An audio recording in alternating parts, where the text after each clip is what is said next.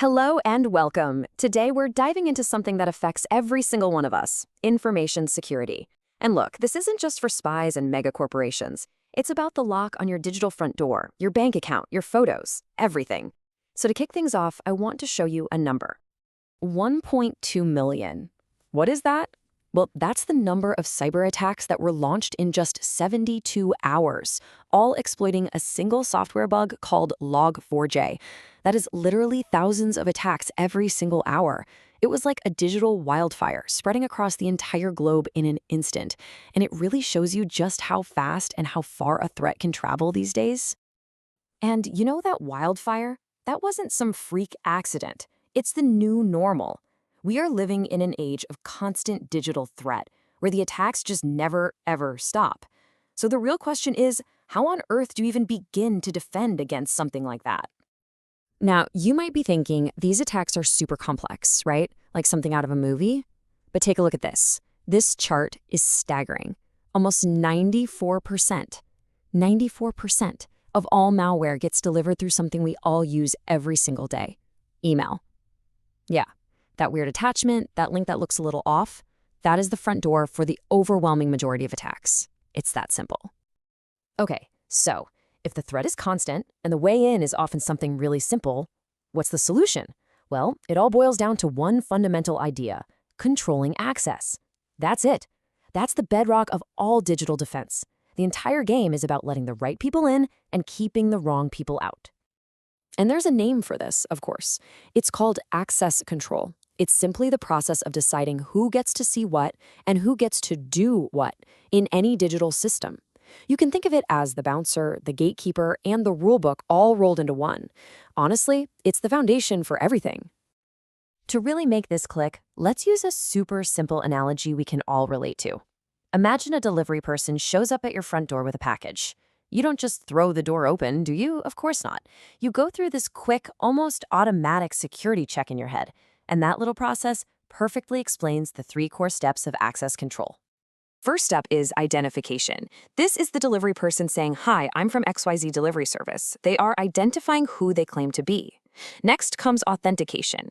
This is you looking at their uniform, their truck, their ID badge, and thinking, okay, does this check out? Is it real? You're authenticating their claim. And finally, authorization. Once you believe them, you authorize them to do something. But it's limited. You let them step just inside the door to drop off the package, right? You don't authorize them to wander through your house. So, how does that translate to the digital world? Well, it's the exact same process. Your username, that's your identification. Your password, that's authentication. You're proving you are who you say you are. And authorization, that's what the system lets you do once you're logged in. Maybe you can read certain files, but you can't delete them. See? Same logic, just with usernames and passwords. So we get the basics of our defense now, but who are we actually defending against? Who are these threat actors? Because understanding the attacker is just as critical as building the wall. And trust me, not all enemies are the same. You know, the world of cyber attackers is incredibly diverse.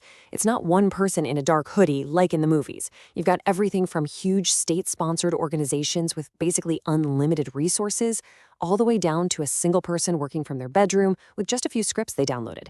Some are outsiders and some are insiders, people who already have access. And their reasons for doing it, they're all over the map. Money, politics, or sometimes just because they can. And this slide really shows you that huge spectrum. On one side, you have these nation-state groups running what are called Advanced Persistent Threats, or APTs. These are incredibly sophisticated, long-term campaigns that are all about stealth and patience. Then, on the complete other end, you have lone actors. They're not breaking down technical walls. They're trying to trick you into opening the door for them with a clever phishing email. A good defense has to be ready for both. So, we know who the enemy is. We know the basic rules of the game. Now, how do we actually organize a defense? You can't just throw up a firewall and call it a day. Real security pros think in terms of structured, layered strategies. These defenses, or controls, are usually broken down by what they're trying to do. First, you have deterrent controls. These are meant to discourage an attack before it even starts, like a big area under video surveillance sign. Then you have preventive controls, which try to stop an attack from working, like training people not to click on shady links. And finally, detective controls, which are there to tell you an attack is happening right now, like an alarm going off. A really solid strategy uses a mix of all three. And here's the really important part. Companies don't just make this stuff up as they go along. They don't guess. To organize all these different controls and build a coherent strategy, they rely on established security frameworks. You can think of a framework as a detailed playbook or a blueprint for building a strong defense from the ground up. And pretty much everyone uses them.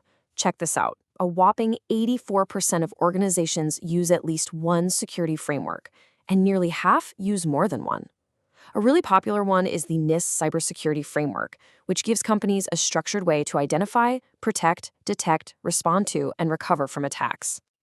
Okay, we've covered a ton of ground here, from access control to all the different kinds of attackers and defenses. But what does any of this actually mean for you in your day-to-day life? Let's bring this all home. Well, here's the thing. Every single time you choose a password, or decide to click on an email link, or ignore a software update on your phone, you are making a security decision. You are an active player on this digital battlefield, whether you realize it or not. So what are the big takeaways here? First, remember that security is a process. It's not a product you can just buy and forget about. Second, controlling access is always the #1 rule. Third, attackers are a diverse bunch, so your defenses need to be layered. And finally, and this is the most important one, your own understanding, your own awareness is your single best line of defense. At the end of the day, it really all comes down to this quote. Every complex system, every framework, all the fancy software, it's all designed to do this one simple thing. It's the core principle that everything else is built upon. In a world where these threats are constant, just understanding the basics is your first and most powerful move. Being informed isn't just a good idea, it's absolutely essential. So your next move is to keep learning. And if you want to keep building that knowledge with more explainers just like this one, make sure you subscribe to the channel. Thanks for watching.